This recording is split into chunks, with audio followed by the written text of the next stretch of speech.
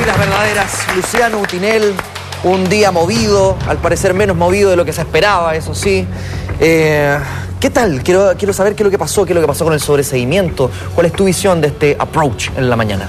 Bueno, la verdad que fue una jornada bastante menos extensa de lo que nosotros habíamos proyectado. La verdad que pensamos que la audiencia iba a durar al menos 3 días, dado que se iba a resolver una nueva formalización de cargo y sobre todo se iba a ver el tema de el sobreseguimiento solicitado por alguno de los imputados en la causa. ¿De Carmen Fernández y Patricio Rosende nada más, o hay más? De Carmen Fernández y Patricio Rosende y pareciera ser del señor Enríquez también. Ya. Pero al menos de ellos dos, ¿Qué conclusión se puede sacar, al menos algo positivo desde el punto de vista de las víctimas de la jornada del día de hoy? Yo creo que lo más importante del día de hoy, y me llama la atención que los medios de comunicación no lo han resaltado, y sí lo resaltaron de manera contraria el fin de semana, fue que en esta audiencia se logró que no se excluyera a ninguna víctima de la formalización originalmente realizada en mayo. ¿En qué se traduce esto? En que cada una de estas víctimas que ejercieron la acción penal a través de una querella que fue sujeta a un examen de admisibilidad y que por lo tanto cumplió con todos los requisitos que la ley le pedía y por lo tanto son intervinientes en el juicio, siguen siéndolo y por lo tanto pueden seguir llevando adelante su pretensión jurídica hasta el momento procesal que corresponda. ¿El número total de esas víctimas? Lo que pasa es que hay que distinguir entre víctimas y creyentes. ¿Ya? ¿En qué radica esa diferencia? Víctimas son las personas que murieron a propósito del tsunami, que son 156, de las cuales 10 están desaparecidas. Sí. Ahora, creyentes son los familiares que pueden estar... un número indeterminado porque tiene que ver con la familia y con el Código Procesal Penal habla de una orden de prelación respecto de qué personas pueden por sobre otras querellarse. Y en este caso específico que estamos hablando de familias generalmente conformadas por numerosos miembros, eran varios los que podían querellarse, por lo tanto, si tú me preguntas, no te podría dar un número determinado de querellantes, pero es un número bastante alto. Nosotros, por lo menos nosotros solos, que representamos el 50% de las víctimas de todo el país, tenemos al menos 200 familias querellándose y demandando civilmente. Escuchaba hoy día a uno de los familiares en la mañana que decía, Luciano, muchos se han preocupado de lo material, de cómo reconstruir las zonas de catástrofe, pero pocos se han preocupado de los querellantes o de la emoción. ¿Tienes tú esa misma visión? No solamente tengo esa misma visión, sino que tengo la vivencia real ante aquello. Nosotros llegamos a trabajar a Constitución a un par de semanas de ocurrido el terremoto y formamos un equipo multidisciplinario con varios abogados, con psicólogos, psiquiatras, ingenieros comerciales y por el azar de la vida con la mamá de Mar González, que vino a jugar un papel bien relevante porque ha sido un nexo bastante importante con la gente. Y esto se tradujo en un trabajo multidisciplinario de atención a víctimas. Yo, de acuerdo a mi experiencia laboral, tengo esa especialidad. Entonces, a partir de eso, construimos un plan de trabajo donde les dimos atención psicológica y psiquiátrica para poder empezar a elaborar el duelo que significó la pérdida de sus parientes. O la reconstrucción emocional que podríamos llamar. O la reconstrucción emocional. Eso, claro, es una terapia de más largo aliento, como señalan los psicólogos. Nosotros estábamos preparados solamente para dar una terapia de corto aliento que era a fondo la atención en crisis. Luciano, tal como lo dije al momento de presentarte, queremos poner especial hincapié en las víctimas acá en Mentiras Verdaderas. Por lo mismo tenemos un contacto telefónico con Sandra Contreras, quien lamentablemente perdió a su hija y a su nieta en el 27F. Sandra, gusto saludarte, muchas gracias por este contacto telefónico. Lo primero que queremos saber es cómo estás. Sandra, gusto saludarte, muchas gracias por este contacto telefónico. Lo primero que queremos saber es cómo estás. Estoy contenta porque hoy día fuimos a Santiago, llegamos no hace mucho. Sandra, si puedes bajar por favor el volumen del televisor para evitar el acople. Ya. Escucha solo por el teléfono. Ya, no sé, ya la bajé. Ahí sí. Ya. Y fuimos al centro de justicia, que era en el juicio, en la audiencia estuvimos escuchando y le sentimos, bueno, salimos súper contentos porque tomaron en cuenta, así como decía el abogado, que querían dejar personas afuera, y eso nosotros no aceptamos porque se supone que todos estamos sufriendo lo mismo, y les digo que les tomaron en cuenta y gracias a la abogada. Sandra, ¿cuál es el sentir de todos los creyentes luego de todo este tiempo? ¿Se han sentido abandonados o más bien apoyados por el Estado, por el gobierno de turno? ¿Cuál es la sensación?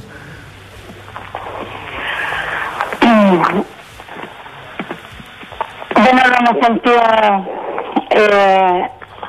muy bien apoyados porque lo han tenido bien abandonados, demasiado abandonados porque lo han dejado solo, y gracias a nuestra abogada esto está saliendo adelante, gracias a ellos, gracias a la misma señora Elena Hoffman.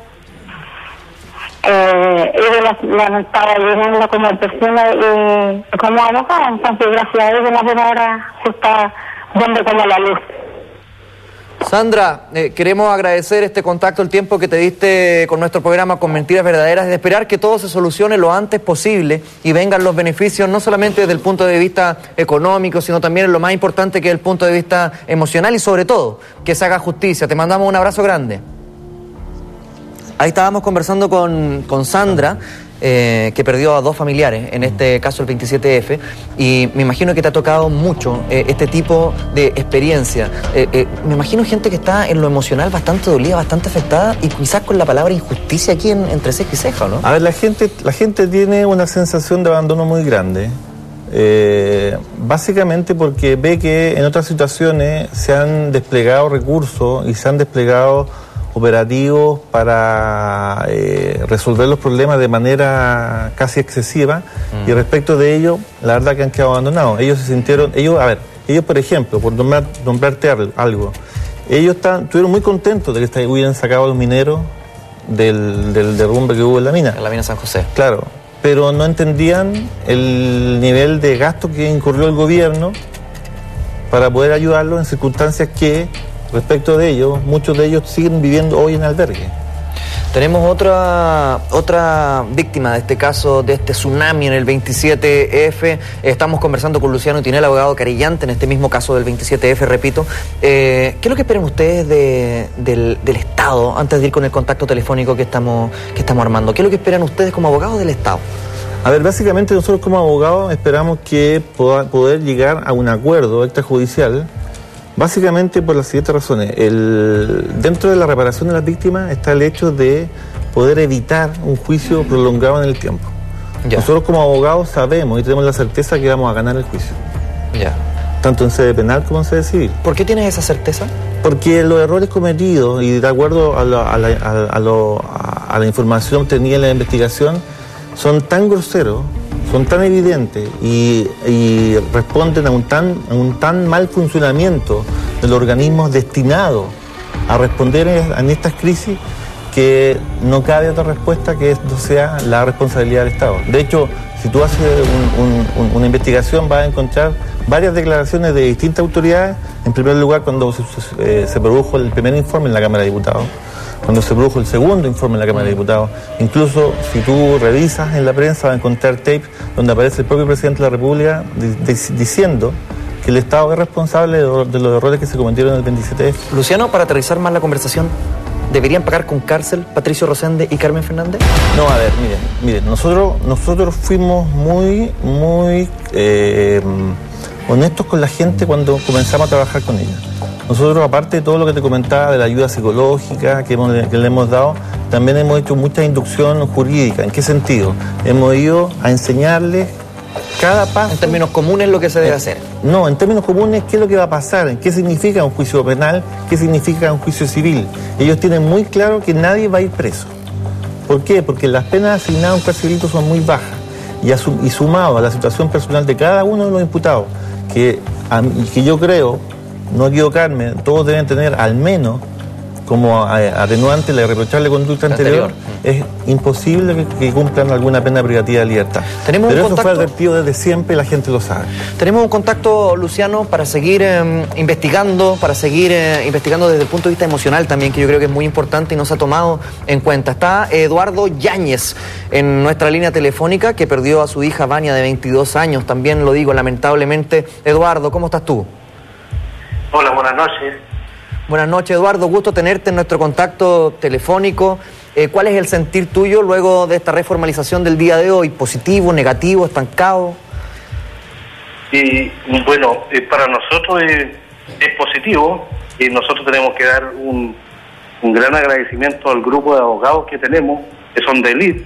Y a mí lo que me llama la atención es, por ejemplo, tanto que se ha tardado en llegar a una solución en este caso.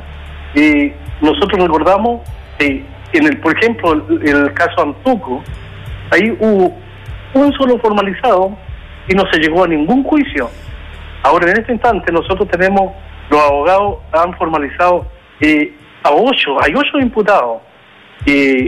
La señora fiscal tuvo 3 años, 3 años en el cual con investigaciones hizo un trabajo excelente y ella ahora se viene a declarar incompetente y nosotros, si ella no era capaz, podría haber declarado en los primeros meses, pero no esperar cuando ya prácticamente se ha llegado a un acuerdo con el Consejo de Defensa del Estado, con el Ministro de Educación, el Presidente de la República nos ha apoyado y ella ahora se viene a declarar incompetente. Eduardo, además, ¿sí? Independiente al resultado de la justicia que esperamos sea el mejor para ustedes, para aquellos que tienen familiares que lamentablemente fallecieron, ¿te gustaría que alguien pidiera perdón de manera particular, por ejemplo, lo puntualizo en Michelle Bachelet? Exactamente. Nosotros, a ver, la primera autoridad que había en ese entonces era la señora Bachelet. Uno puede ver el video del 27 de febrero, ella estaba al mando ahí en la ONEMI y no hizo absolutamente nada. Después se fue a ocupar un cargo en la ONU Mujer y sabiendo de que cuántas viudas necesitaban apoyo y ella como mujer no hizo absolutamente nada. ¿Nunca han tenido perdón de ella? Absolutamente nada. ¿Ni un llamado telefónico, nada? Nada, absolutamente nada. Nosotros esperamos que ella no va a ser formalizada, pero esperamos que pida perdón a todos nosotros, porque nosotros no perdimos una cosa, nosotros perdimos, yo te hablo de mi caso, yo perdí a mi hija de 22 años, 22 años, era una muchacha que es vida, una estudiante de arquitectura, nosotros teníamos todo un proyecto de vida con ella, y por unas personas que no informaron en su debido momento, cuántas vidas se hubiesen salvado, y no es capaz de pedir perdón. Nosotros no sabemos qué tipo de persona puede ser ella, que se ponga la mano en el corazón y diga: yo soy mamá, yo soy mujer, pido perdón, me equivoqué. Y lo único que esperamos, perdón, un perdón para todos nosotros los que vamos a tener por vida este tremendo dolor, y yo te hablo en mi caso de mi hija, una niña llena de vida, y por negligencia de un grupo de autoridades que estaban en ese momento, que no cumplieron el deber que tenían que realizar, y nosotros estamos con este dolor, que ya nosotros no vamos a ser nunca más felices. Eduardo, ¿crees tú, y aquí esto ya pasa a ser más una opinión, pero siento que ha habido demasiado énfasis en una reconstrucción material y poco en una reconstrucción emocional? ¿Lo sientes tú también de la misma manera? Exactamente. Por ejemplo, mira, yo te cuento, nosotros, a ver, como te dije anteriormente, nosotros no perdimos un mueble, no perdimos una casa. Se ha reconstruido en casa, pero nosotros, a ver, el gobierno no nos ha dado un apoyo psicológico, necesitamos reconstruir nuestra vida, salir adelante después. Ojalá que nunca más ocurra una cosa así, o que nunca más muera un hijo. ¿Se puede reconstruir la vida o no, Eduardo? Cuesta mucho, demasiado. Porque imagínate, tú pierdes un hijo, y uno dice, ¿quién tiene que irse primero?